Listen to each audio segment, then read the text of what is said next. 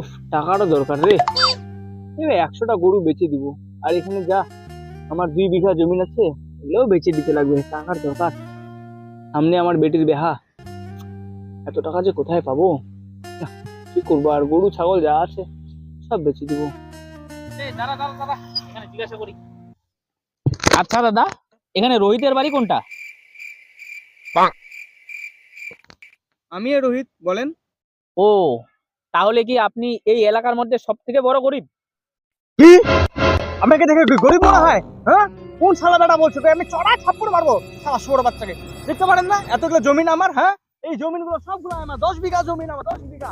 এই গরু, বাড়িতে 4-5টা ছাগল, 10-20টা গরু, হ্যাঁ, বাড়িতে চাকর বাকর সব আছে।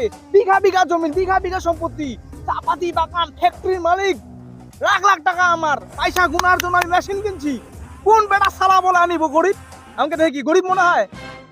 सर, हम लोग को गलत इंफॉर्मेशन दिया है। सर, ये तो बहुत बड़ा आदमी है, इसका नाम काट दीजिए।